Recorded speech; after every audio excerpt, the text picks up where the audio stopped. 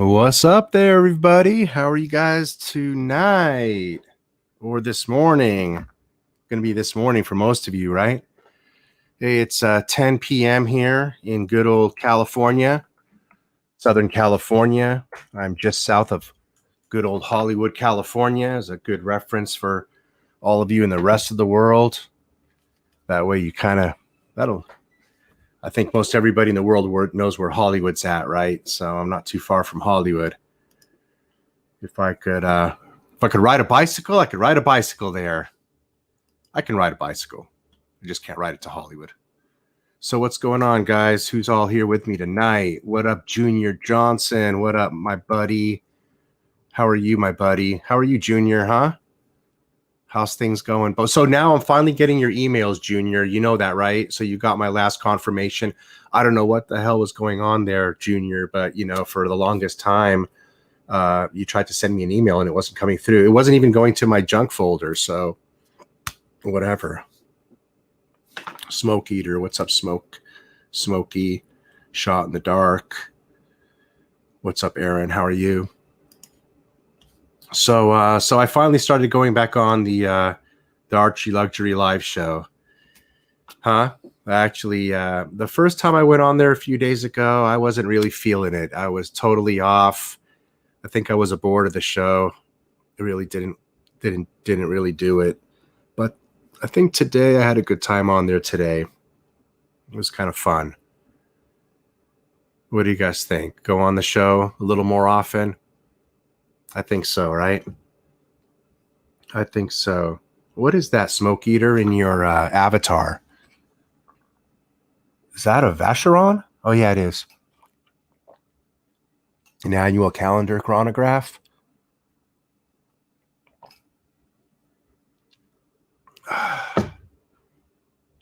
What do you guys think of the Archie show today? I had a good time on there today. Zain, our good friend Zain, has gone on there a couple of times. You guys know Zain from here in the chat. And you guys know he's got some nice Pateks. He got to show a couple of those off the other day, huh? I didn't know he had a Celestial. What a piece, huh? I'm not so sure if I understand the piece too much, to be honest. Maybe we'll have to do a show really looking at that piece one day, because just at a quick glance on that piece, the Celestial Moon,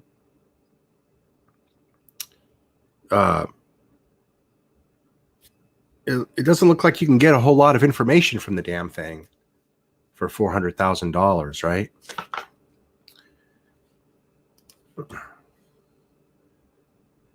What up, Marty?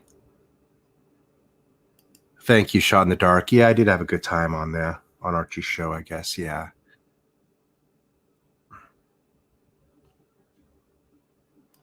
I don't think he's going to sell all his Pateks, you know. I don't think that's happening. He's I do that sometimes too. So I'm basically throwing it, he's throwing his hands up in the air. He got shit on pretty good. And he was made to not like his watches for a quick moment there. And I think Zain confused him. Zain confused him a little bit. And Archie needs to get his wits about himself. But yeah.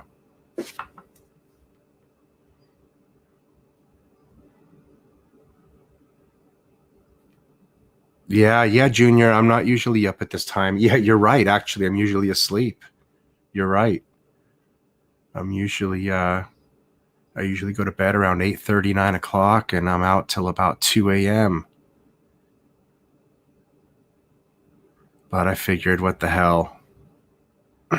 We'll do something right now. Honestly, I'm not even really feeling a live stream right now. I just came on here. So, let's see if it happens. I wasn't feeling it. I wanted to do one. I just been putting it off. I haven't felt it. So we'll see. We'll see how it goes. If it doesn't go well, we'll just kill it.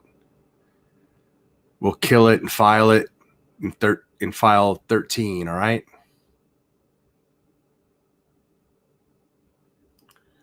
Thank you for calling out Archie on a few of his issues today.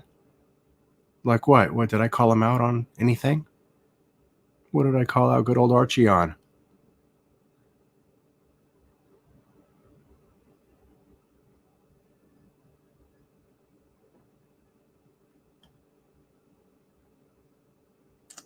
Give us a good old thumbs up. I don't know what that thumbs up really does or not. I mean, Archie gets 3 times as many thumbs downs as he does thumbs up. I mean, does it help him? Does it hurt him? It doesn't hurt him, obviously. When people want to watch him, he gets 200 viewers. When people don't want to watch him, he doesn't get any viewers. I don't think it makes a damn difference. I don't know if it does anything as far as if there's a bunch of thumbs up, will more people watch it right now? Will it? And I mean, what the fuck is 20 thumbs up going to do, right? Don't you need like 200 to make an effect? I've never really seen any damn effect from a thumb up or a thumb down, other than a thumb up my ass. That might feel better. Alex, he should consolidate his collection, though. Should keep 1 or 2 Pateks and sell the rest of them. Yeah, I think I told him to do something like that, didn't I? We could talk about that. You guys want to talk about Archie a little bit? You guys want to talk about the horned one a little bit? Fuck me, dude.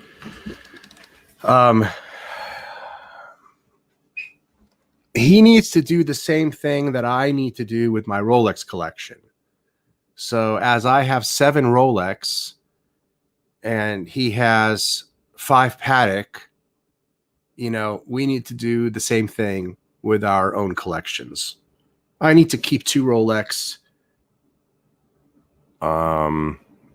Invite, copy, paste. There you go, motherfuckers. Who wants to come on? Who wants to come on?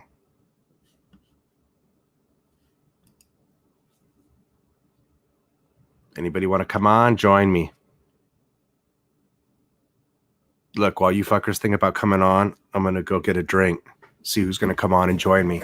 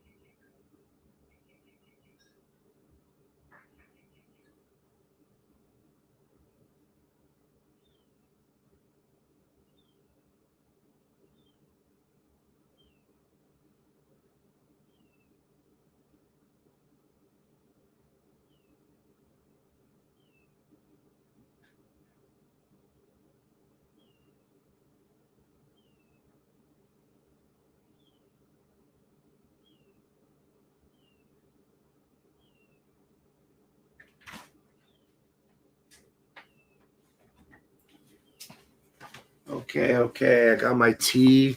I'm back. Zain's backstage. All right, let me throw my headset on. All right, hold on here.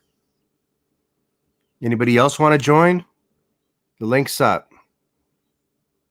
I don't put open invites out that often.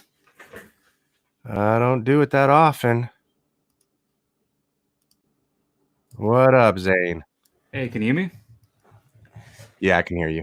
Yeah, life is hard, fuckers. I'm so disappointed I missed the stream. I expected it to be the same time as the first one yesterday, not the second one. But Oh, his stream today? yeah, the one today where he made a lot of money off me. And Did he? And Tanzil was so butthurt. Oh. But I like Tanzil, but he was talking about a few references. In specific, the 5130, and then the new variant, which is a 5230, which is a millimeter thinner. But Patek, they went from, how do I explain this specifically? But if you look at your 5196, you've got a flat bezel. Yeah. They used to do a curved bezel. If you see on the 5130, if you want to pull one up or whatever, they had a rounded shaped or a curved bezel. So they've gone and moved away from that. If you see even references like the 5970 or anything like that, or previous references, I can't think of the top of my head, but they had a lot of references with that round or curve shaped bezel. Yeah, fat bezel. And they went to a flat bezel, and it looked much better, much more modern. It was more of a, I guess, traditional thing. So yeah, I know Tanzil says, they went from 39.5 to 38.5. They went a millimeter down because they think the size was. But if you look at the 5130, it had crown guards too, so it didn't really make sense. But if you have it on the bracelet, it doesn't really bother me. But yeah, sure, on the strap. But if you speak to a lot of people who own a 5130 or the enamel version, the 5131, it doesn't really bug them. I like it because it gives, if you always wear a Rolex or whatever watch, which is 41 millimeter, it just gives it that slight larger visual appeal. But it depends on the person. That's why I like the 5130 over the 5230, because it's 39.5. Yeah. 39 is really my. I saw a 5170p. I was offered one last year, and I liked it. I would have always bought one secondhand because they're mint anyway, and you would have saved maybe $10,000 if not more. But it's at 39 millimeters, and it's at my cap. I can't go below 39. So when I was speaking to Archie saying, look, he's got, actually, I think the 5110 is 37 millimeters, not 36, but so it's slightly larger, but by such little. And he keeps talking about the guilloche. 5130s have guilloche. If you see the sunburst, yeah, the one he's talking about is more, if you bring up a 5110, it's more of like a circular flower type of guilloche. Yeah, I'm all about that. I'm all about that thinner bezel. That's why I like the 5196 so much. It looks so much more. If he really wanted it and he wanted to go big boy, fuck off, there's a 5130 platinum with that blue, ice blue guilloche that he likes, and the platinum one is such a shitter in terms of price. It's beautiful. If you pull up a 5130 platinum, it's a stunning guilloche ice blue. But it does terrible in price. It's actually probably the best value 5130, really, if you can afford it. Ron, I don't have any.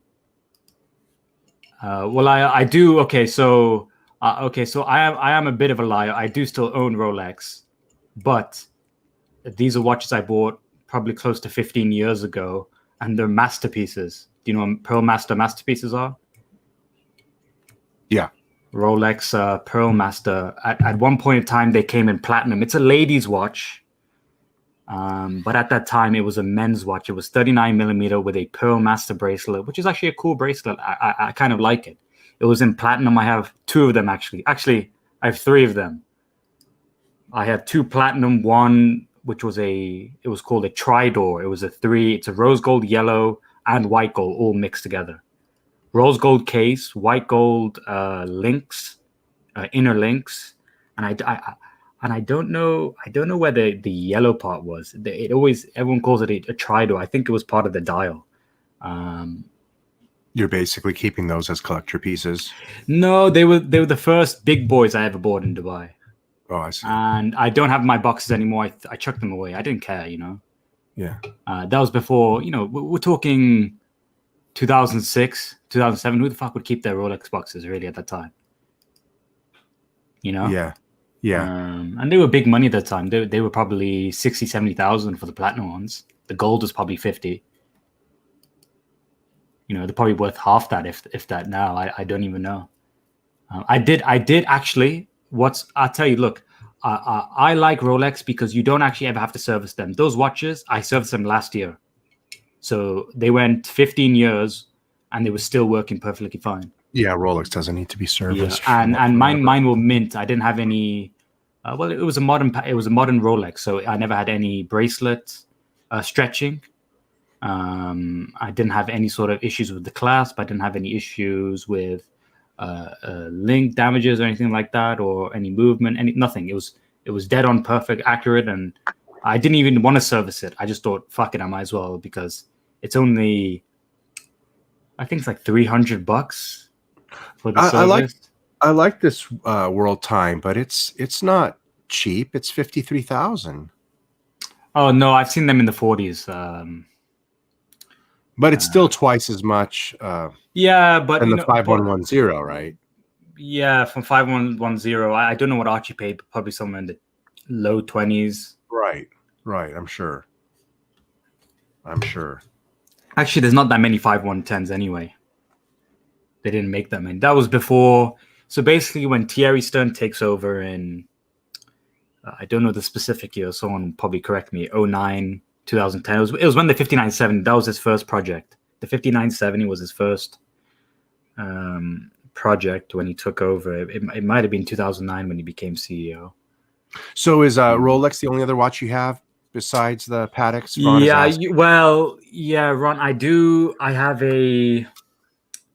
I do. My first ever watch, really, from what I can remember, that I did buy, I bought a Omega. It was a dress watch. It was 36 millimeter, and I do not remember the reference. It's probably in the safe, and I've never taken it out for many years. I do have that, and I do own a Hublot Classic Fusion, which I did buy in the. I did buy many years ago. Back when, actually, I don't remember the years, but in about 2007 or 2008, Hublot became the shit. It was so hot, the shape. Mm-hmm. And I bought one. I remembered I bought one. It was probably somewhere in the $12,000 to $13,000 range, probably somewhere around that. I can't remember now. And I remember they were going for like 20, and they had a price increase, and it was stupid. But yeah, I have a Hublot Classic Fusion. Oops. I did have a two-tone bluesy. Nice. For a few years, 3-4 years, but I got bored of it really. You know why? It's because the scratches on the yellow gold, they really show. Mm-hmm. Compared to, I guess, rose gold. I've never worn a rose gold watch long enough to see if it has the same effect. But it was because it was high polished, the yellow gold, you would see the scratches a lot.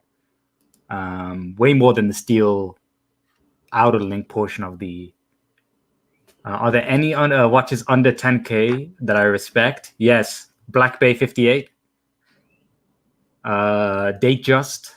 I love Datejusts, especially. Well, I don't know what the US dollar retail for a Datejust with a fluted bezel, because I know it's like another $1,500 for one of them, right? With a smooth bezel to a fluted. Yeah, the fluted bezel. Yes, I love Datejusts. It's not always about the dollars, because a lot of people with banging collections like yourself will come down and step down to Rolex and buy a Daytona or buy. Yeah, definitely. Yeah, definitely. No, it's just look, when I went on, I was speaking to Clive, and when I was speaking, I just wanted to show originally. I just wanted to go on, show Archie some, some Pateks, just make him, shit himself a little bit and just leave. But when just before I was about as I was talking, Clive was like, "Oh, let's just talk about the shitters." So I couldn't stop myself then, could I? So you mentioned the 5110. I was like, look, the price is so close together, or closely tied link. Look, I after he said, look, he loves the guilloche on the 5110. I said, okay. I didn't bug him anymore after that. If you like a watch, you like a watch. I was just if he let me finish, and as I was going by before what he said, which I just thought it was hilarious. But you would have heard me say it, like, it's undersized for his wrist, but if he likes it, he likes it. So what's your favorite Patek that you have right now? Because you have quite a 5370p split second, black enamel, 41 millimeter case. Of the ones you have, that's your favorite one. For sure. I would never choose a stainless steel. You were watch, quick to come up with that one. Shit. Yeah, never. I would never choose a sports watch as my favorite watch. You spit that out before I even finished saying the sentence. Yeah. Well, look, if you pull up a 5370, I'm pulling it up, man. I'm pulling it up. I know you want me to pull it up. Hold on, I'm pulling it up. It's probably one of the best watches you could buy, and if you it's obviously triple the price of a 5170. But if you want, you can get pretty much the exact same if you buy a 5170G black dial. But a 5370 is a stunning watch. Beauty, he was just racist. He just called me out. So I won't say what he said, but let's see here. Bam. But shit. Tom, look, I really like. Look, I like Grand Seiko, except I don't like that that one that you were on for ages with the gorilla one. What was that one called? The Godzilla. Yeah, that was way too big. But the Snowflake, I really like the Snowflake. If you know that reference specifically, the Snowflake dial is really nice. They do some really cool dials. They've you pulled up once a two-tone kind of sub that they do. That was nice. I don't mind. There's loads of watches under 10,000. I don't mind. Look, I think a lot of guys think I'm a dick, but I'm mostly just pissing about and I'm joking when I say everything's a shitter. No, hey, let me ask you something. But then look, it comes off bad because obviously I've got huge value watches, so it makes me look like I'm a dick. But I just like to joke around, so whatever. Yeah, no, it's all good. When you watch these streams and you watch Archie go over and over again say shitters, I turn into the guy. If you see me, I always say Rolex in chat, right? That's all I say. I just think it's funny. So guys, the main difference between this and all of the normal chronograph Pateks we see, like the 5270, the ones that Archie brings up, all the ones we compare to the Lange. The main difference is this doesn't have this is a split second chronograph, whereas the other Pateks are not split seconds. Yes, if you look at the crown specifically, you see the mono pusher for the split second. You see the stick out right there on the crown. So you engage the split second. Obviously, it's hidden under the chronograph. It's painted the exact same. Well, it's not painted. It's like a brushed finish. But yeah, it's a stunning. Wait, hold on. Yeah. What straps do I wear for casual wear? Actually, I love dress watches, so I don't ever have a black alligator strap. For example, I have my 5370 on an orange alligator strap because why the fuck not? It's super cool. The Celestial, I keep it on the blue alligator because I can't think of another. It's like a deep dark blue, so I can't think of another strap I'd put on it. I was thinking maybe like a gray, but I don't think that many straps would work with it other than black or the blue. So I just leave it on the dark blue alligator strap. For example, 5212, I put the 5172 blue calf skin strap on. The original 5212 brown calf that it comes with is dog shit. It sucks. If you ever see any guy, if you ever type onto Instagram or wherever, you will rarely see a guy who's got a 5212 right now who's wearing the original brown calf strap. It sucks. It does not work with the watch. Yeah. But a lot of people, if you know what I'm talking about, the 5172, the new chrono, the successor to the 5170, it comes on a blue calf skin with a white stitching, and I ordered that strap and I just throw it on that. You'll see loads of people with that probably. It's probably the best combo for it. A blue strap is probably the best combo for a 5212 with a cream dial. Yeah, I don't know about those calf skin straps. Yeah, well, no, you know what? It doesn't have a smooth texture. It's got more of a it's got a little bit more of a rough texture to it, really. It's nice, but not the original brown one though. That one sucks. But hey, Tanzil was shitting on me. I got a Calatrava, right? Maybe not a traditional Calatrava. What's the difference between this 5172? 5172 to a 5170? Yeah. Nothing. Just it's 41 millimeter now, so they upsized it from 39. Has the exact same movement as the 5170, and you see the strap. And what they did is they actually this is probably the coolest Patek as of recent times, only because they matched the strap to the dial. I don't see that very often. Yeah. If you see the texture of the dial has that type of same style as the strap. It's really nice. Let's see. How accurate are my watches? Pretty accurate. Actually, you know what's I'd say my 5712 is probably my least accurate. Sometimes I look at it every so often and it might be a minute or two ahead. So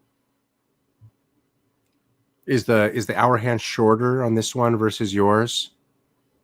The hour hand, most likely. Looks like it a little bit, huh? Yeah, well, with the 5370, it's much more of a thinner. This is more of, they call it the syringe hands, the syringe hands. And the other cool thing, they went back to pump pushers on this case. But the only problem, I've seen this watch in person.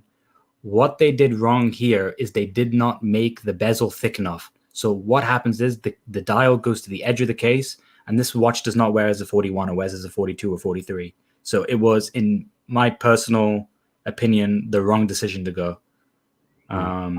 If they were going to still do the exact same design, they should have just gone 40 millimeter. I don't know who's going to buy this. I think it's already a shitter, essentially. Well, always Patek chronographs are never done well. The standard production, even 5170 Gs, yellow gold, rose gold, white gold, whatever, they never sold, especially the white gold. The perpetuals are their good sellers, right? No, even perpetuals are shitters. No one's buying them. Look, if you want to pull up people love it. Look, they're not, when I say shitters, I'm talking about price and demand. But when we talk about these specific watches, the demand's there, but people aren't happy with the prices, so they just wait for some guy to buy it at full retail because they're bundling it with a Nautilus, right? Yeah. And they're going to sell it for a loss. There's one guy that I see all the time, and he was crazy. He has like 3 5196s. He bought 2 5930 World Times chronos just so he could get like 3 5711s and a 5712, and he bundled with all that shit, And he sold all of. He didn't keep any of the watches he bought, and he just kept the Nautiluses. Actually, I think he sold the 2 Nautiluses just so he could. I don't know what he was doing, but that's all he kept on doing. He just kept on bundling. But it works. If you go in right now to a non-hot AD, when I say non-hot, I mean, let's say Beverly Hills, New York City, somewhere that's a little bit out of town, right? If you go in there, and you could probably do it with this watch, but this watch has a very late production. They just started to be delivered in January of this year. They had production issues supposedly with the lugs, because you got triple step lugs. If you see the lugs, I love the lugs. The lugs are beautiful. That's what they were saying. I don't know if it was true or not. It could have been, production of the cases, step issues. Who knows? But they had some sort of issues. Tom, I don't like Richard Mille or Richard Mille. I would never buy Richard Mille. Because Richard Mille, okay, look, it's a great watch. But look, if I know Richard Mille makes only a few thousand watches. I think somewhere between 3,000 to 5,000. So I know he's not a micro brand. I don't even know if you could call him an independent, because he makes over 1 billion Swiss francs in sales, which is as much as AP. He makes over 1 billion Swiss francs in sales in 3,000 to 5,000 watches. So I don't know even if you could call him independent. I just don't know, even though he's got such a small production. But look, they're backed by AP. AP's got like somewhat of a large investment into Richard Mille, but he's not. When people buy independents, the guy behind the brand has to be a watchmaker. He's not a watchmaker. You know, Richard Mille was a businessman. He liked I don't know specifically exactly what his business, but he liked racing. He liked cars. He loved that type of aesthetic, and he put it into the watch, right? For whatever reason, so I can buy into FP Journe, because he's an Einstein, right? In terms of watch industry, he produces all of his movements. He designs all of them. He's got all these okay, so James, that brings up. So I actually have a deposit on a Kari Voutilainen. I have a deposit. So that is my only independent. Gronfeld is stunning. Gronfeld, the two brothers. When I was looking at going independent, De Bethune I liked, but their watches a little bit too, a little bit too funky out of their cases and their blue dials. Cool watches, I can appreciate them, cool, but they're a little bit too crazy, so not for me. Gronfeld does traditional watchmaking. His movements are probably the best. But Gronfeld's finishing is so amazing. Yeah. If you see Gronfeld, they're just too expensive. But I mean, Well, I don't. I looked at their Remontoire. I think that's their one they sell the most of, because they make about 50 watches a year, I believe. But the Remontoire they have, watch, I think I don't even remember what it was, 50 to 80,000, something like that. Time only, no date. But the finishing on that is probably better than Lange and Patek. Yeah, the finishing is amazing. It is crazy. But the reason why I went to Voutilainen was Voutilainen has he has a very nice watchmaking background. And sure, yes, he does in his early work. Even I think Journe probably did the same. But in his early work, yes, he used to use modified movements that he was purchasing. For example, even today, his minute repeaters are modified JLC minute repeater movements that he purchases. But I didn't buy a traditional Voutilainen. I bought his, I put a deposit. He says it's 20 months, 18 to 20 months. It's probably longer now because of the Corona, but he's backed up. Just with all these independents, they're all backed up. They've got like, at the very minimum, 2 years, if not longer, in terms of production. What's he making for you? So I purchased his open worked watch.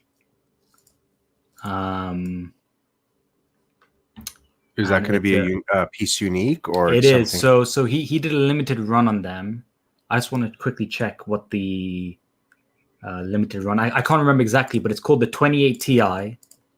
And it's stunning what he did. He had his in-house time only caliber, and what he did is he added a significant amount of parts, and he was able to flip the movement. So on the front of the dial, you see the balance wheel.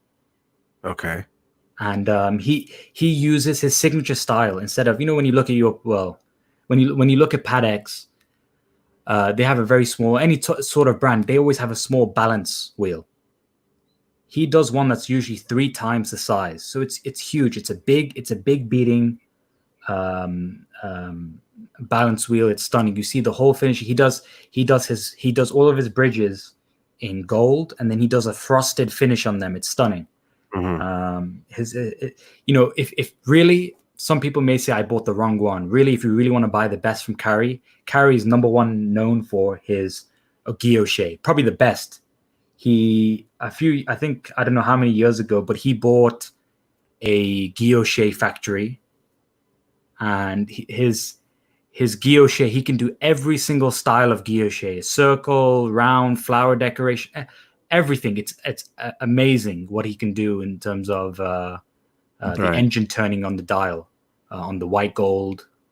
He can do everything. It's crazy. You know, his watches start at about 78,000 Swiss franc. Yeah, and they range from basically 80,000 to 120. And then the next stuff they have is mini repeater, and those are probably in the 250, 300 plus probably. But he had a limited run on the one I was buying. I said, look, you know, I want to do a piece unique. He does them in tantalum, platinum, and titanium. I said, look, let's do a well, really, I did it for cost, really, because I'm a good saver. I said, let's do one in steel. So I said, look, let's do a piece unique in steel, because it saved me like 10K bucket, right? So I said, look, let's do one in steel. He didn't agree. I spoke to him. I said, look, let's do a steel. He goes, no. The guy who originally asked me for this movement, he's got 3 or 4 of them in steel, and I spoke to him, and he doesn't want you to have one in steel. So I was laughing. So I was like, come on, let's do one in steel. He goes, look, the guy who has one, he has the outer minute track in blue. I said, okay, let's do it in salmon then. That's different, right? He goes, yeah. I said, look, on the side of the case, he's got a slight groove, or a slight what would you call it when the side of the case is slightly in? It's not flat. It's not flush with the rest of the case. So I said, look, let's do a satin horizontal finish. Let's make it a little bit different. Let's do a steel version in a salmon dial, and you change a few things that are blue on the movement, and let's do them all salmon. He said, okay, let's do it. So I said, okay, that was a cool thing. But yeah, I was looking. He does a beautiful time only enamel dial, which I've never seen before. His enamel dials are usually a flat surface and usually extremely shiny, and you usually cannot tell. You can't see any sort of the lacquers where, you know, if you look at car body paint in certain lighting, you'll see the orange peel, the kind of the rings or those type of things. But he has a textured dial which is stunning in enamel, which is amazing. But I didn't ask him how much that is, but it's probably 20,000 just for the dial. Yeah, something crazy. He said he couldn't produce them. He said it takes a very long time, and they break. You know, enamel dials. What's the problem with a enamel dial if it has a design to it, not a black enamel like the watch 5370 that I have, is when they're put into the oven, or there's a specific, obviously, machine name for it. Kiln, centrifuge, whatever they call them, at 800-900 degrees, they crack. Right. So sometimes they have to make these 3-4 times, which is obviously the labor, right? And then sometimes what can happen is when you put these colors in, they bleed too much, more than they're supposed to. So they'll bleed out and mix with the rest of the dial. So then you've got, again, another ruined dial. So enamel is a very difficult thing to work with. I can't remember if Tom said, what do I think of Laurent Ferrier? It's okay, but his watch is a little bit too... it's not unique enough for me, I think. I like the story about the Ruchinale. They're cool. I like the one he came out with recently with the full stainless steel bracelet, the sports watch he did. But it's $100,000. Who's that? Laurent Ferrier. I think it's more, probably 120 or something. It's too much. And his movements are nice, but when you compare them to, let's say, Voutilainen or Gronfeld, I wouldn't pick that. Yeah, I wouldn't just pick it over, because yes, sure, but that's the great thing, you know, with independence, whatever you love, you go with that. So you like Laurent Ferrier, fantastic. You like Voutilainen, great. You like Gronfeld, great. You know, so there's always that variety. Journe. No, now if Archie shitted on me, I would have taken him shitting on me if I owned Journe, because I think Journe is a mainstream thing now. And that's the hype thing. I wouldn't. Yeah, sure, Patek is a hype thing, but Journe is is such a hype watch now, and people like Watchbox Timmy over there. He's got like 50 FP Journes in the back. It's fucking crazy. They own the market. Yeah. And I can't buy these watches. Sure, I guess everyone could kick themselves in the and hit themselves and look, I should have bought these 5 or 6 years ago when they were cheap. Like, for example, people love, but most of the demand for FP Journe is the chronometer blue, and those go for like 50K when I think the retail's in the 20s. I don't even know what the retail is for those. Yeah, it's about 20. I knew an Asian guy. I met an Asian guy who liked watches. He had a few Pateks. He had a 5164 travel time. He was a cool guy, actually. He actually, I can't remember if it was in Switzerland or in France. He went to the boutique and he actually bought at retail about 4 years ago, I think, a chronometer bleu. And he hated it. He said it was boring. He said it didn't work for him. He said, look, it was a time-only watch. Because he loved the brand, but it wasn't the watch he should have gone for. Yeah. He said it was too basic. It was a time only. Sure, it has a sub-seconds hand, which is not centered. I think it's to the left, right? The sub-seconds hand for that watch. Yeah, 7 o'clock. Yeah, and sure, the dial is stunning. It has I don't know how to explain it. It's a glossy finish, but it has like a 3D texture to it, right? It's a nice watch, but for the money, I don't know. I think you're a bargain for the money, especially the kind of, especially the kind of prices. Come on, the kind of prices you're paying for watches. Yeah, but come on, it's Centigraph. But look. Then you gotta go. You gotta say to yourself, look, 50K. Wouldn't you want something? You would go with Patek. You would go with something that has some sort of complication.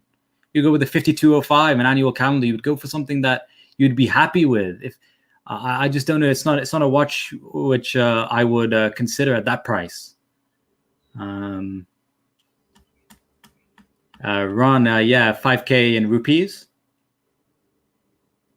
I can give you 5,000 rupees, Indian rupees or something. Zimbabwe dollar, maybe. I'm gonna show you a watch that I love here from them, that I took a picture of when I went to the boutique. Look, I'm not saying it's a bad watch, but at its retail, sure. At its retail, sure. Then it's fine. But actually, I preferred FP Journe's brass movements with the rhodium plated, where they had a kind of matte gray finish to them. I don't like his gold movements, and only because the finishing doesn't show very well. So and some of his watches just feel unfinished to me. I don't know. It's a personal preference, and these ones suck. I don't like these. You don't like these at all? No, I don't like his sports collection. But look, I'll tell you one thing that I do like. I can't remember what its specific name is, but the Octa. This is the Octa, right? The watch he makes in 42 millimeter, the watch that is quartz movement or partially quartz movement, and once you pick it up, it actually sets the time back. That's pretty cool. Yeah, the quartz one, right? Yeah, the quartz one with the weird kind of. See, I love this watch.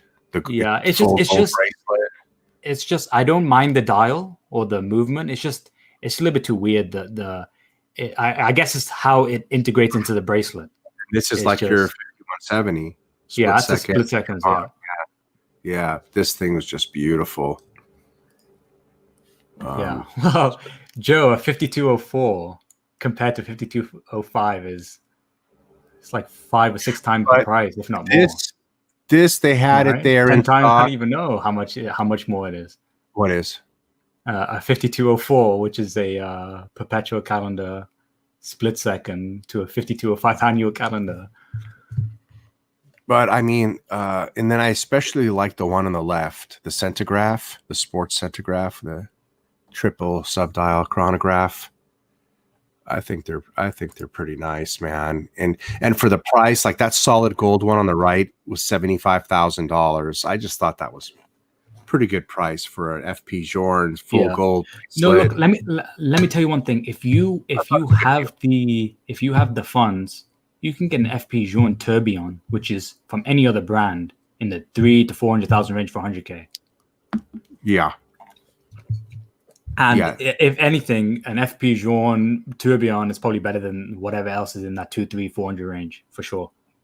Yeah, the Tourbillon was beautiful. I have a picture of one of those here that I saw as well, I think. But what like, for example, so what keeps me away from Journe is everyone's on it now. It's kind of the hot thing. And then you've got these gray dealers, basically pretty much the same as what gray dealers were doing with Nautiluses. They're just hoarding them. They're just hoarding them, and Watchbox specifically is just creating a market.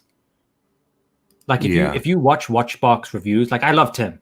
Tim, I just don't know the stuff. The watch terminology he says is crazy. I love Tim's reviews, but in the recent times, he's been showing so many FP Journes. It's crazy. They have so many. I have no clue how many they have, but he doesn't even list all of them on the website. But he must have at least 30 to 50 or something crazy. Yeah, they're big on that brand. Yeah, I mean they're basically one of their ADs, right?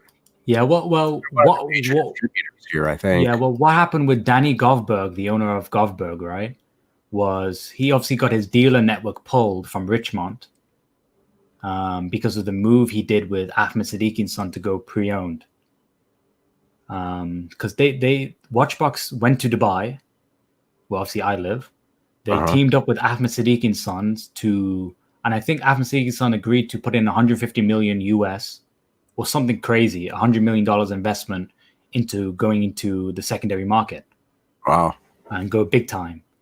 Because Richmond bought Watchbox UK, or sorry, Watchfinder, right? Watchfinder UK. Richmond bought Watchfinder UK, I think in 2018. Because they wanted to control the market on their, all their brands. But they were very irritated that a retailer of theirs was basically trying to compete with them on a crazy level. So they pulled. I can't remember what they pulled, but I think the only big brands they have left now are Rolex and Patek Govberg. They may have a few smaller ones, but whatever. I can't remember. Was it Richmond? No, I believe it was Richmond Group that pulled all their brands from his AD. But they were super pissed because they were also thinking that they were just taking the watches and then putting them straight into their Grey Deal, their Watchbox. So, yeah. But I was thinking that they would lose their Patek AD next, probably. Because they have such a huge Patek inventory too. So I don't know. I don't think.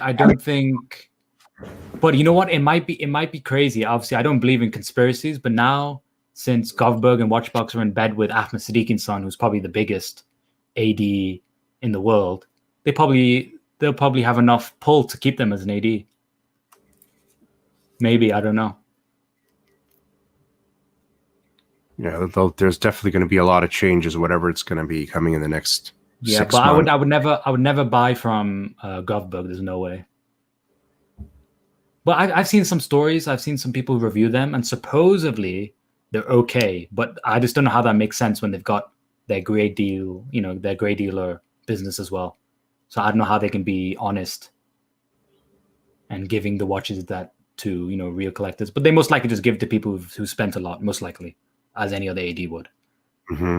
So it looks like they are doing the normal stuff, but they're still making good money. So far, all the years of buying watches hasn't led me to them for any particular watch that I've bought. So, yeah, just happens to be that way. They have fair prices on some stuff. If we're not talking AAA hot stuff, sure they have decent deals.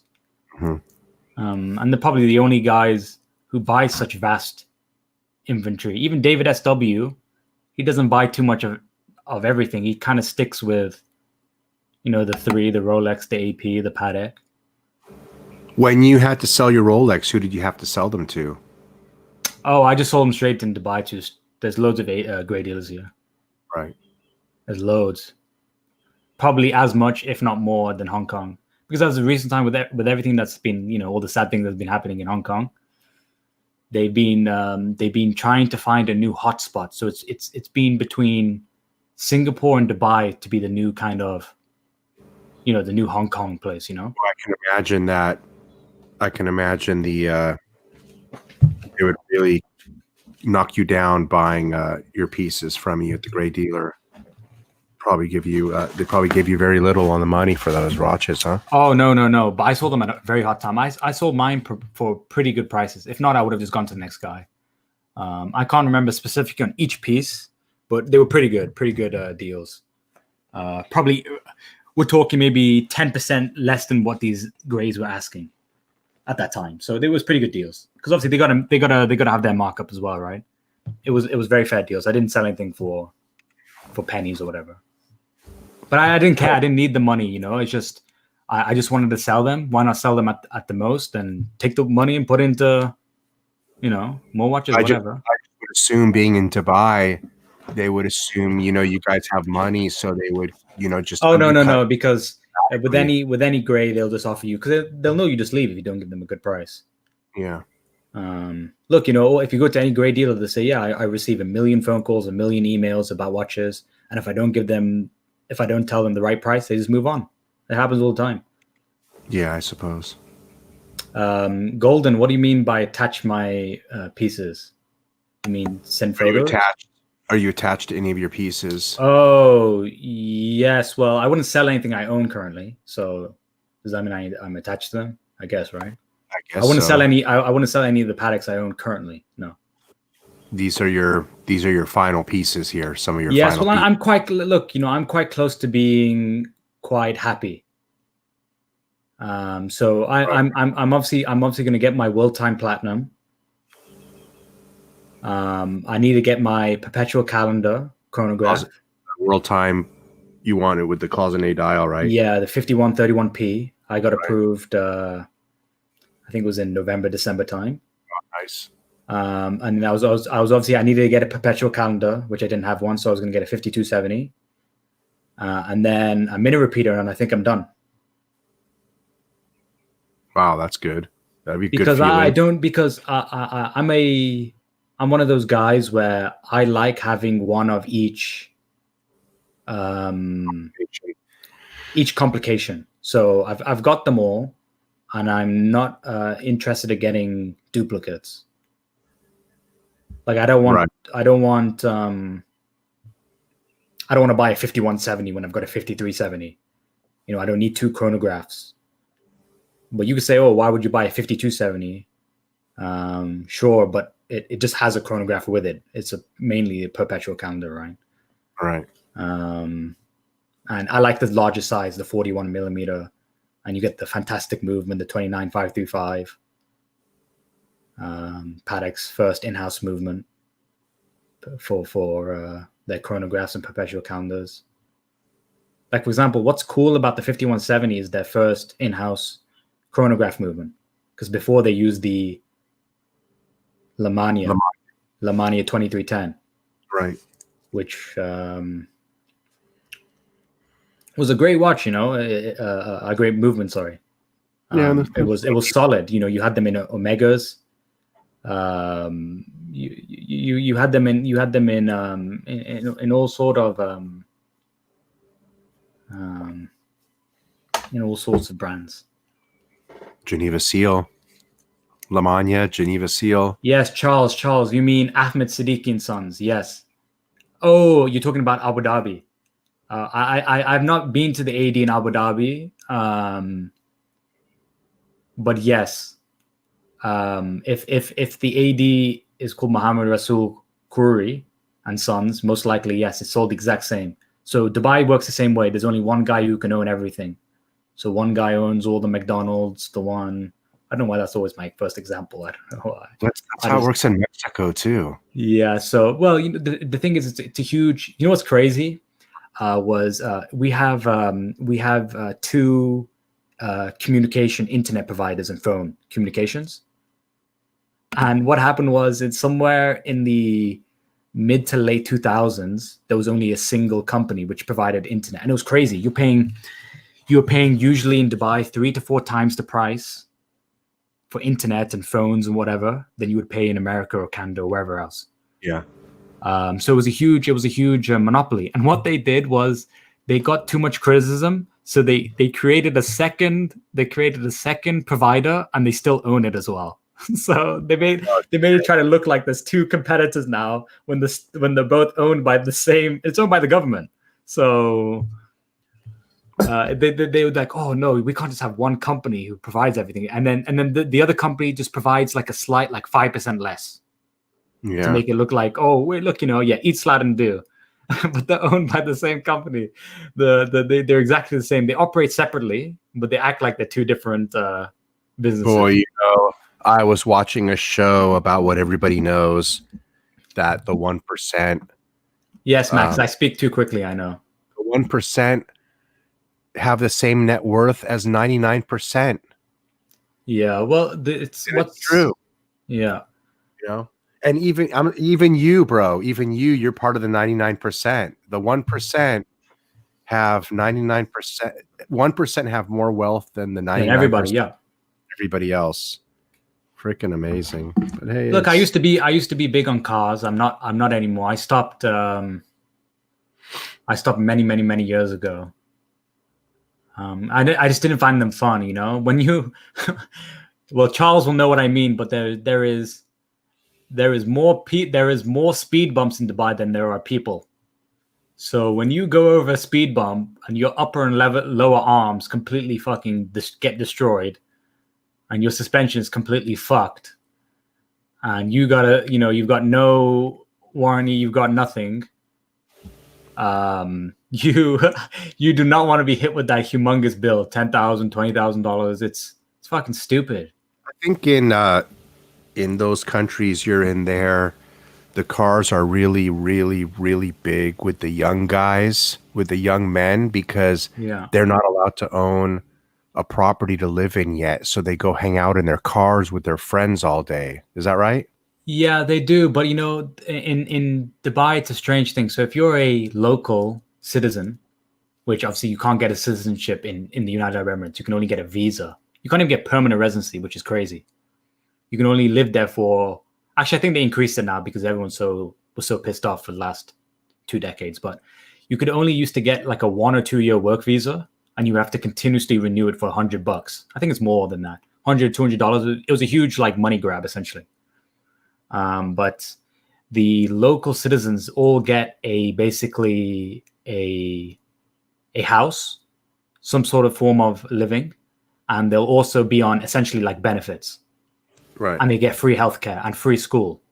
So they're usually well off. They're well off. They're okay. They are kept in good shape, but their population is so small. For example, in Dubai, the population, I haven't checked as of recently, but it's probably around 3 million. And of that, probably 20-30% are actual citizens. The 80-90% are immigrants, expats. So they are a very small minority, and they are super racist. But whatever, it's their country, so they just gotta always be very careful when you visit Dubai and everything. You just never want to get into any sort of arguments. Don't want to swear at anybody. You do not want to say what Archie said to me, and you'll never see Archie again if you said that in Dubai. Well, you don't want to say that. I can tell you that. Yeah, well, they're super racist in turn. Likewise, they're protecting their integrity, their sovereignty of their nation. Yeah, they're very. That's what I'm saying, man. Every country should be protecting their sovereignty like that. Yeah, weekday. It's not. It's. I watched the video Archie posted. It's not me. My name's Zain. It's not Adil. Okay, but it was a good one. It was a good one. I would have came on the stream if I was there at the time. I wasn't. I would have came on the stream if the guy had the same name as me, and I would have just started essentially crying and saying, "Look, Archie, you exposed me. You exposed me." But the guy didn't have the same name as me, so I didn't find it funny. But it was a good one though. I liked it. That is, he was doing it as a joke, I guess, huh? I didn't see it. That's Yeah, funny. it was like one of those documentaries of spoiled kids. That's It was why he like kept a video. yeah. It was a documentary on spoiled kids who have a ton of cars and start to shop and everything. That's what they care about, shopping and whatever. But I find it funny. I don't take anything Archie says seriously. But see, the reason why I like being in, let's say, ID Guy or here is we talk about watches. You know, we Yeah. talk about whatever. I can't take Archie. I even though he may rarely talk about a specific reference, but then he just starts, talking shit for the next 30 minutes. So is it really even productive or getting any information, or is it informative? Do you learn anything? No. He just starts, he starts eating chicken and starts drinking. So You came on here now because I really didn't have nowhere to go until you showed up. I was pretty much being half dead tired right now, but I'm good. Yeah. I'm good now that you showed up. Mm.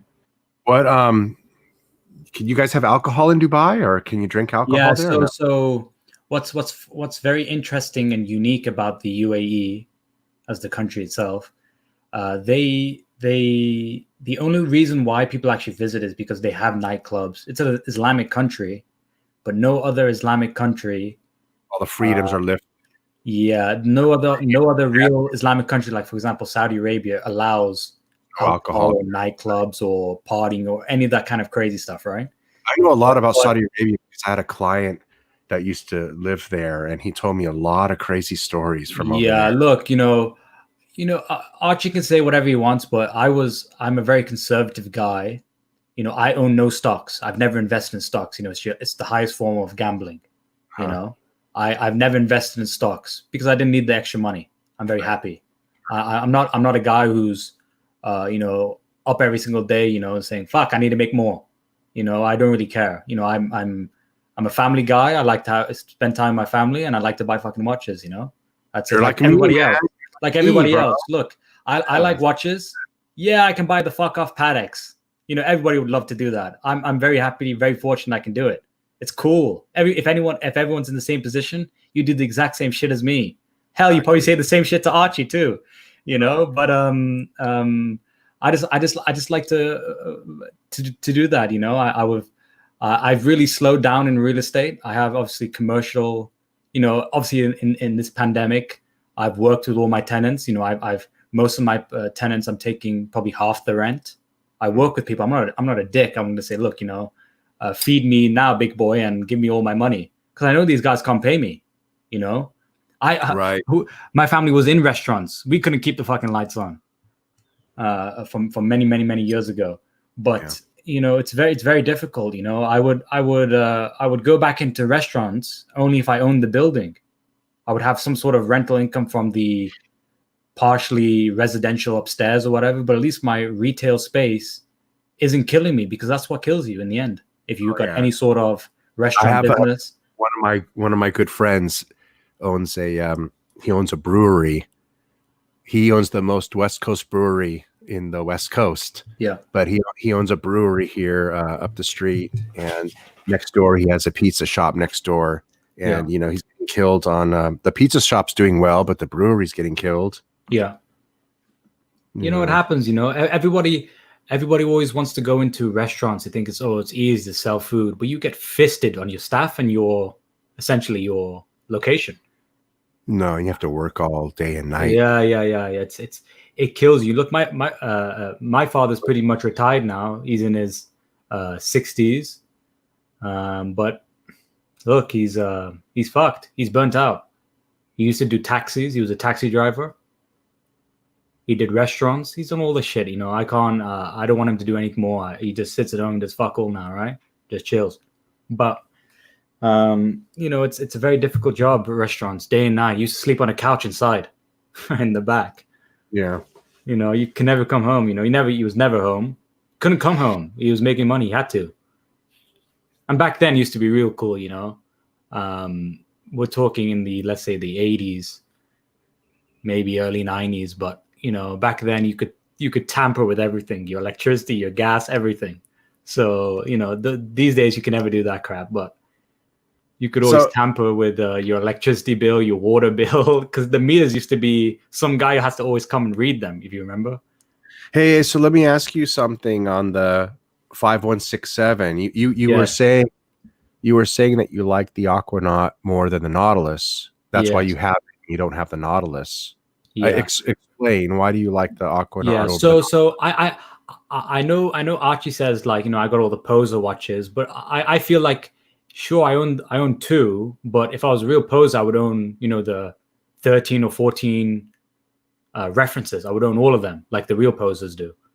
I would own the 11, I would own the 5726, I'd own the 5990, I'd own the 5980 on a bracelet. I would own all of them, but I just don't really care for them because I've got the one watch. Why would I buy the exact same watch that does the exact same thing and already has, like, for example, I could buy 5990. It's a chronograph and a GMT travel time, but why would I buy that when I got a 5164? I like the 5164. So why would I buy that then? Okay, so I would buy it because it's a bit thicker. It's 40.5 millimeter, except instead of 40 millimeter. It's got a chronograph, but why do I need a chronograph if I've got a 5370p? So I don't need it. So I'd like to own identical. So I'd become identical Archie, right? So. Right. But my question, so you like the So Aquanaut I prefer much more.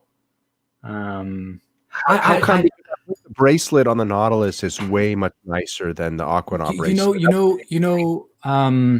It is. Dealing with the rubber, so you don't care about that. Yeah, look, if you've seen Aquanaut before, right? You have. I know you mentioned it, right? No, I have actually not. You never seen one. Okay. Oh, you've seen a Nautilus. Yes. Oh, okay. But if you ever go to a gray deal or whatever, and you see both of them at the same time, if you put the Nautilus on, it feels, it might not make sense, but it feels.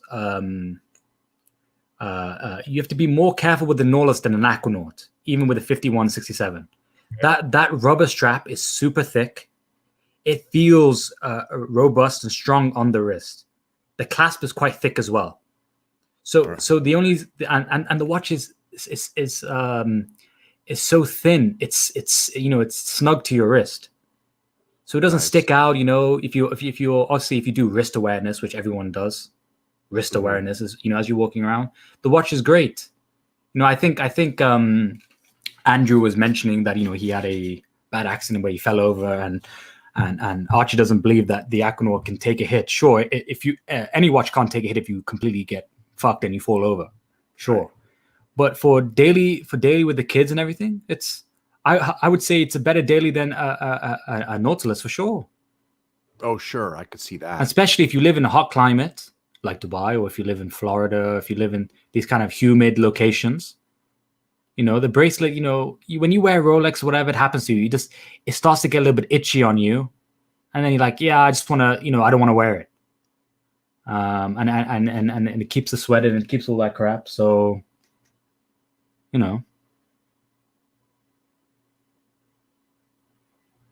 what happened? Accidentally swiped out. Sorry. Oh, but yeah, the Aquanaut, that's what I would recommend. I don't recommend anyone buying any watch. Look, whatever you like, that's what you like. I don't. It's whatever. Some people love Speedmaster. Some people love. My main reason for selecting the Aquanaut was for the Arabic numerals. That was the main reason. Yes, they're nice. They have a great loom.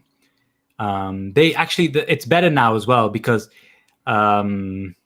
They changed the loom plots. So I believe the latter, I can't remember, but I believe the latter or current production ones, not the earlier references, have a better and longer lasting loom. The original ones were a little bit less bright. If you care about loom, I don't really care about loom. I don't because you have to actually be physically outside and go into doors for the loom to actually be even on. If you're already in darkness, you won't even see the thing. Right. Do you have the bracelet for your? Yeah, so I originally got mine on the bracelet. I never bought the rubber variant. Now I have mine ordered that way too, to get both. Do you think I should get the bracelet Yeah, as well? we were speaking about that before, but yeah, I would wait first.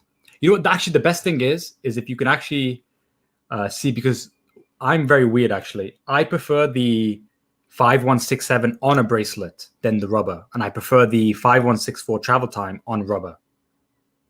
Okay, well that's interesting. So that Yeah, works in my but favor. it may your be opinion because works in my favor. Yeah, it may be because I own both, and my mind thinks like, why the hell would I put the 5167 on rubber when I've already got one on rubber? Oh, I see. It's like two different watches. And yeah, it's like two different watches with a bracelet. It's cool. Right. It's super heavy.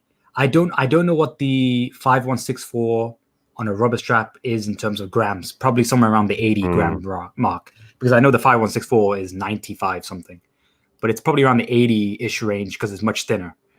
But with the bracelet, it goes to 140. So it gives you that heft, and the bracelet feels solid, very, very, very solid, because the links are quite large and they're quite thick. They're much thicker than the 5711 bracelet, much thicker. So it gives you that. It makes it feel. If you want that little bit more of that, that yeah, yeah. If you want more of like a Rolex, whatever, it feels a little more solid on the wrist. The bracelet is the one to go for sure.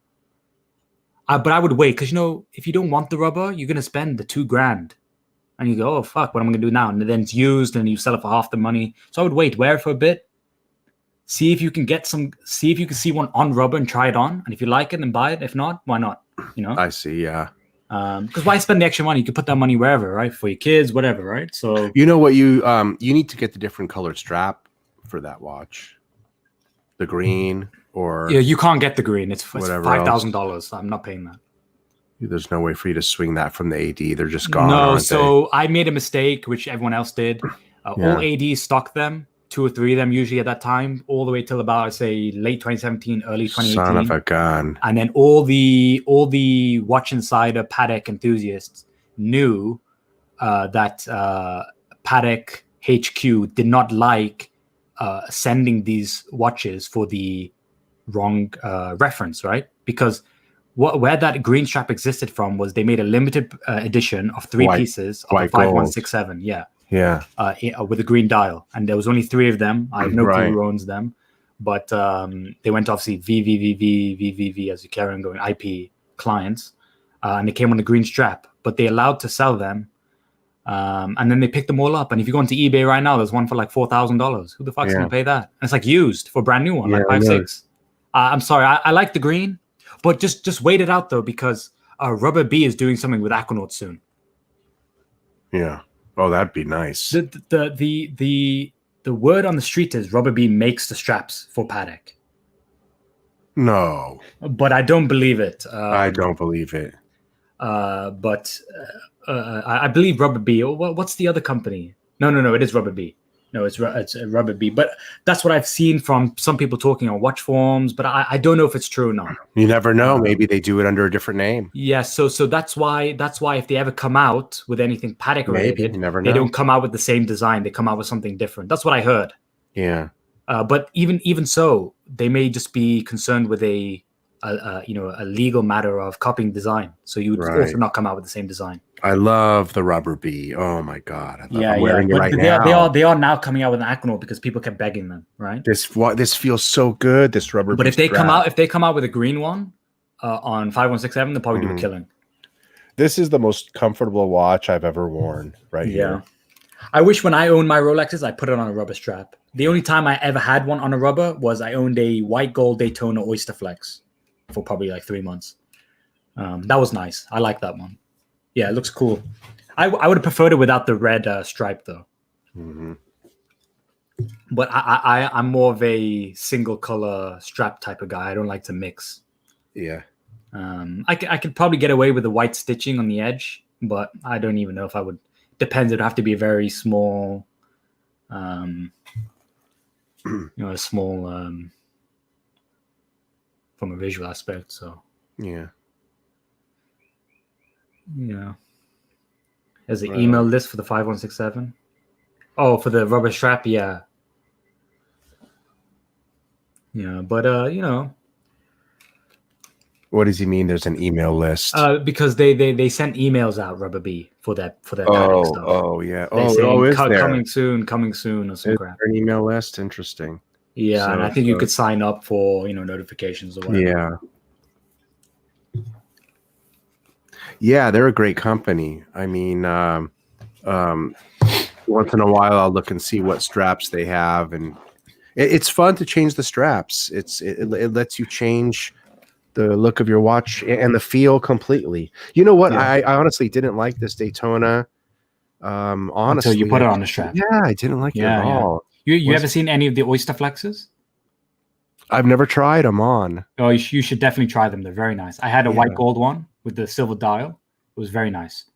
In the Daytona, you did. Okay. Yeah, white gold. I love that one. That's one of the best looking Daytonas. In my opinion, it's the best current one, even over the steels. It is amazing looking. I saw one guy in Asia. I don't know how he did it. He was able to order that silver dial and he put it on his black Daytona. He dial swapped it because he loved that silver dial so much. Yeah, that dial is unbelievable. Yeah, it's amazing. Yeah. So you got rid of that watch? Yeah, I also had a Yachtmaster 14 rose gold on Oyster. But it was such a good deal. My AD gave me it was like 30% off. It was crazy. I had to buy just to try it out. Fuck it. Yeah, that's interesting. You didn't even keep even your Daytona. You didn't even keep one. No. Look, some people may get angry. I always say Daytona's the ladies' watch. Yeah, you said that before. Yeah, I find it's cool. Look, the Daytona. It's like when you see a guy. If I use Archie's words, if you're wearing the Daytona, you're the douche. But if your wife's wearing it, you're like a power couple. It's cool, you know. When you're wearing the whatever else, a Patek, Rolex, whatever else, but if your wife's wearing the Daytona, it's cool, you know. But it's a personal preference. It's because it wears a slightly smaller, wears like a 39, because it's it's thinner, it's lugs and everything. I always found it a little bit small, but it's a great, fantastic watch. I know a lot of people love to have like between a 4 and 6 date to a Daytona or whatever, but Daytona grew on me for a long time. I was with you there. I didn't want a Daytona because I seen all the ladies wearing it on all the TV shows. Yes, and my wife. That's one thing. I've seen loads of. I rarely see a lady wearing steel Daytona, but they'll always be wearing a solid gold or a two-tone. Two-tone mostly I've seen. But I think it's cool. I think it's cool when a lady wears a Daytona. And so what I did was about a year ago, I said to myself, you know what? The Daytona is really growing on me now after all this time. And the problem, Zain, is that it's starting to grow on me, and I know the prices are going like crazy for them now. So what am I going to do? Am I going to just forget about it? I prefer your pre-ceramic more than your ceramic. Right. So why did I buy that one? I bought an all steel. Ceramic. Well, no. It's good, but the reason I bought it was because it was all steel, black dial, the least feminine one. Yeah, that's what reason why I bought it. Yeah. Well, yeah. Some people can say the white is a little bit more girly or whatever, right? The panda. I guess. Yeah. I just don't see a woman really wearing the black dial. No, they would wear the white one more for sure. Right. I would. If I had both, I'd give it the white one instead. It's much more eye-catching. The black's a little bit more subtle, right? Yeah, and especially on the black strap, I think I've definitely turned it away from a woman's watch. I think I call it black magic now. It looks like the black magic. Yeah, especially because you got to do a magic. The only thing I don't like, but I'm always wrist awareness. The only issue is with the pre-ceramic, the scratches onto the bezel, right?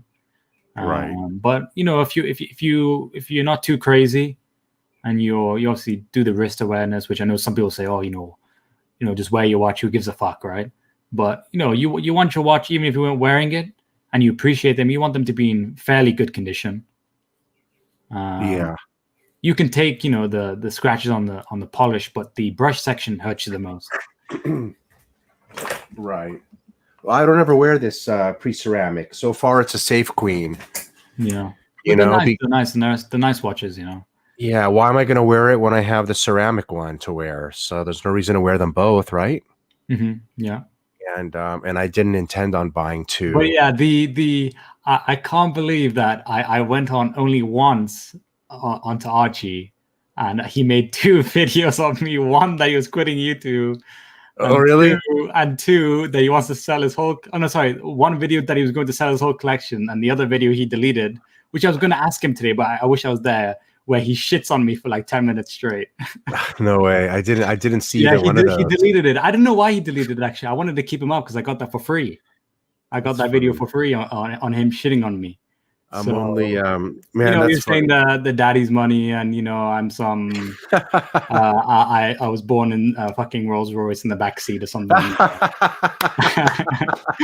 And you know, man, you should. And then when I watched the video, I was like, man, you know, I was waiting. I was like maybe 3 or 4 a.m. and he came back on. I was like, fuck, I gotta go back on. So I went back on. I made him apologize. I said, look, you know, I was a little bit too harsh. I heard that part. 2006 is still a shitter. I will say that. I heard. But you know, look, I said to him, I said, look, the 5196 is a great watch. He didn't need the 6006.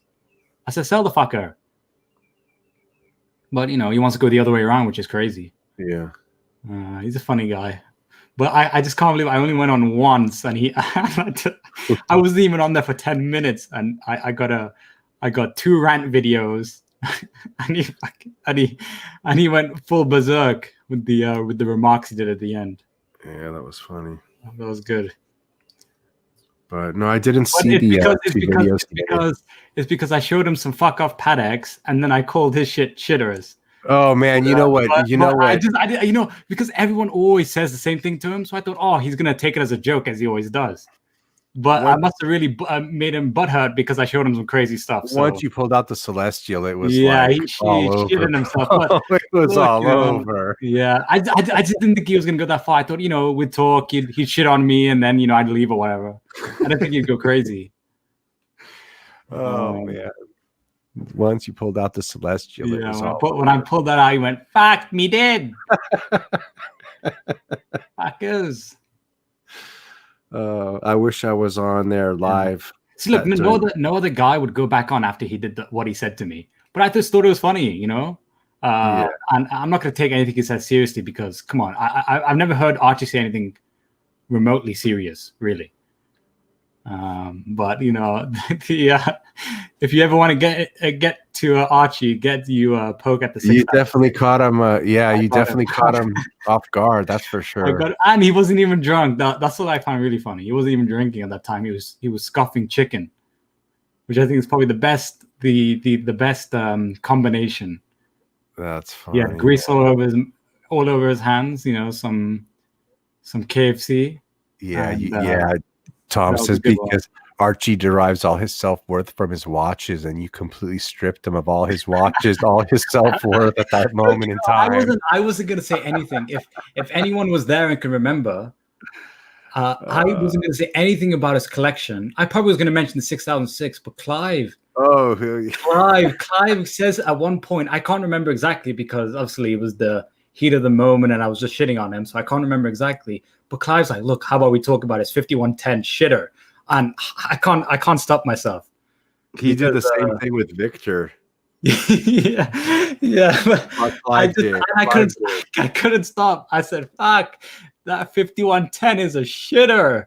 I couldn't stop. I don't know. Like I love to troll. I love to poke at people. Yeah. And he obviously was really hurt that I just showed him shit tons of watches, and then basically called him the worker at KFC, the guy at the till or something. Just called him the bomb. That's funny. Yeah. Well, I'm glad you guys worked it out. He was probably getting the sweats from eating that KFC, so he was a little bit. Oh, and then you made his day worse by him making himself say that.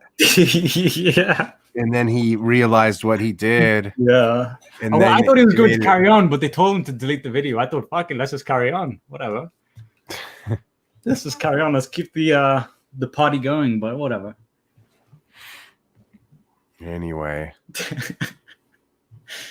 Yeah. Anyway. Yeah. Well, actually, but you know what? My intention always that time was to show him some packs and just make him shit himself. So I was bullying him. So I did say that to him. I said, look, I was a bit hard on him, sure.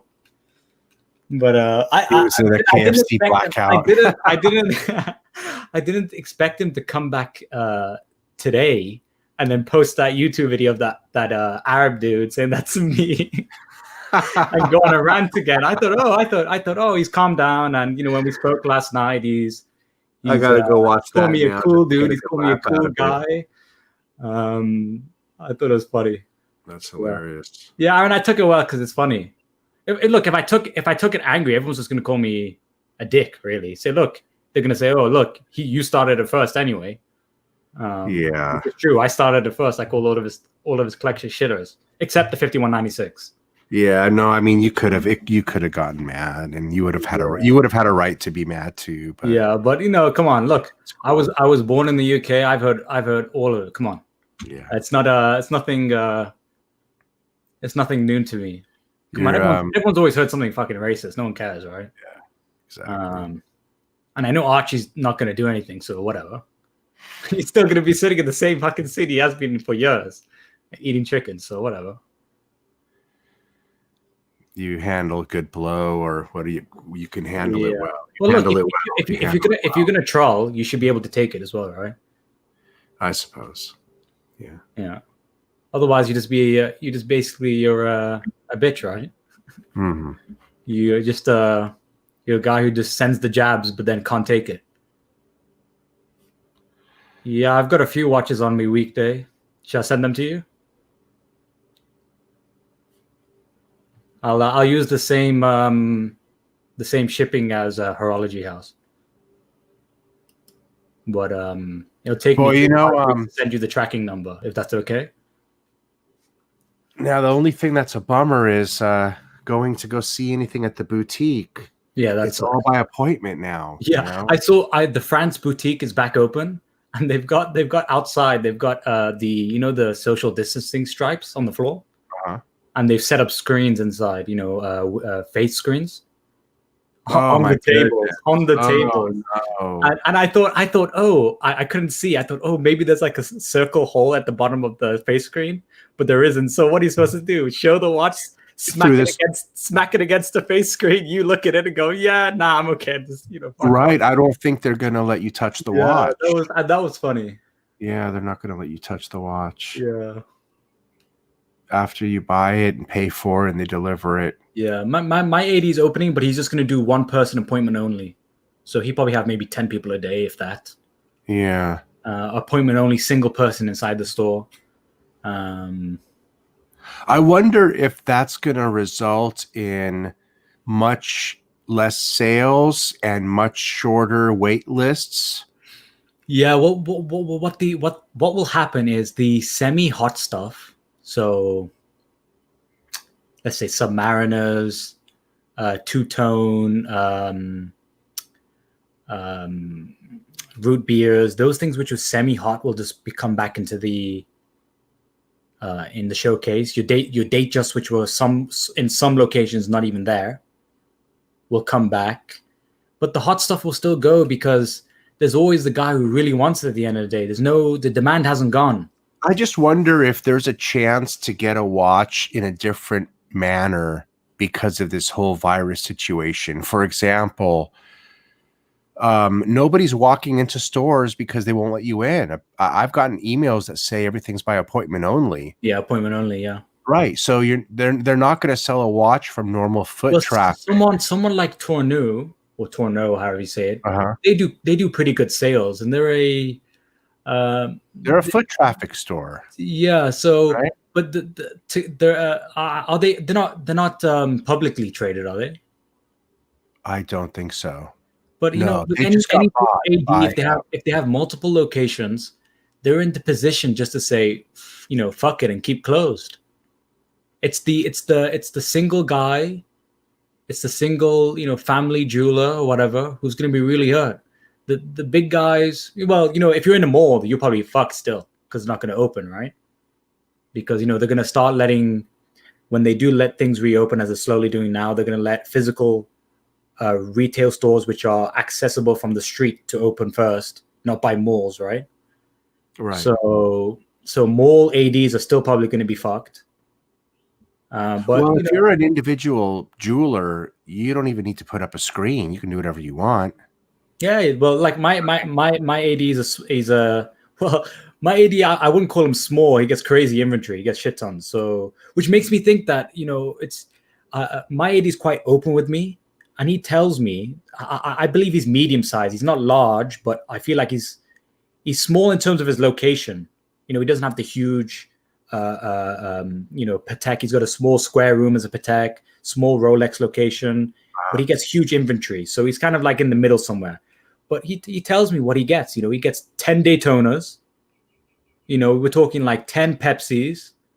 So you gotta think. How these ADs are really lying to people, and saying, oh, they only get 1 or 2 a fucking year, which is bullshit. Right, it is bullshit. He gets 5 or 6 blacks, 5 or 6 white Daytona whites, basically 1 or 2 each month. Hulk, he gets shit tons of Hulks. He didn't actually. He gets loads. He probably gets in the 15 to 20 mark. Some Mariners, he probably gets somewhere in the 30, 40 range. Right. So what I'm wondering is, since all that foot traffic's gone. Yeah. So you start seeing the semi-hot stuff back. Well, what if there's a lot less people buying watches? I think so. What if you have what if you have your wife call and say, hey, I want to buy my husband a wedding. We're going to get married and I want to buy him a nice Rolex for, do you have, what do you have available for men's watches? And see if they offer you something through your wife, for example, that they might not offer you normally. I mean, there might be chances of getting things because there's no normal foot traffic. Do you know what I mean? Yeah. Well, it could happen. It all depends on how greedy your AD is, right? Or even you or me, just to make phone calls, pick up the phone and call. Yeah. Other towns. It all depends on other cities. It all depends on that specific AD, how greedy they are, and if they want to hold on to it anymore. Yeah. It's city by city, region by region, right? Yeah. They don't have a good distribution channel. Yeah. Like I said, the guys live outside the cities who don't get as much business. That could happen. But Beverly Hills, they'll tell you to go fuck yourself. You know what's crazy? You hear all the birds? Yeah. No more crickets. No more crickets, but it's just wild. I mean, it's 1 a.m. here. Yeah, and well, didn't they say like it's daytime? Yeah, didn't they say the city animal it was overrun. Population is increasing because of less people, right? Yeah, I just don't remember birds ever chirping at night. Once the night comes, they're gone. Yeah. And now they're chirping all night long. Yeah. One time I was in when I was visiting Canada, and I was in my at late night, I had to throw some trash out, and there was a fucking raccoon inside my bin, and it attacked me. It jumped on my ass. Oh shit! A raccoon just dead sleeping in it. Oh man! I thought it was crazy. I opened the bin, the guy fucking jumps at me. Crazy fucking thing. Raccoon. Crazy fuckers. I've had issues where they burrow into your roofs. They're fucking crazy. We've got big raccoons here too. Big ones. They if you've got asphalt shingles, do you have asphalt shingles? Do you know what your roof type is? Yeah, it is. Uh-huh. Yeah, they find the weak spots, burrow through your fucking roof, and they just sleep in there. The fucking things. Really? Yeah, they love to because that's what because the city raccoons, that's the only place they can sleep. They're fucking crazy, and their shit is poisonous or something like that. If you inhale it or get anywhere close to it, something's fucked. Gotcha. So if you ever see any of that stuff, just don't inhale that crap. Well, hey Zain, I think we're gonna call it a night, my man. Yeah.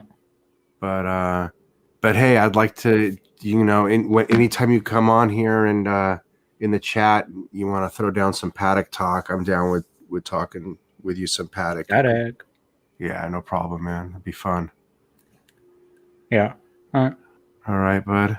Yeah. What time is it right now? So I have an idea in Dubai. What time is it right now? Oh, it's early morning. Early morning. Okay. All right. All right. All right. Well, hey, no, thank you for joining. I'm glad all that worked out with you and Archie. I haven't been on his show myself since before Thanksgiving, and this is the second time I went on in the last week. So I'll go on there once in a while if I have time to mess around and go on there too. But cool, man. Cool, man. We'll see you around. And it was really nice talking with you. All right. Yep. Okay. All right, Zain.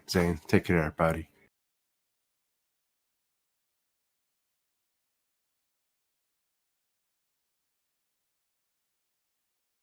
Oop, I swiped myself out again.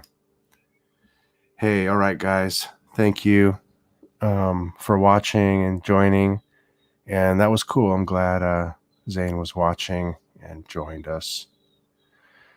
All right, guys. We'll talk to you soon. Thank you, and have a great rest of your day or night. It's bedtime. Adios.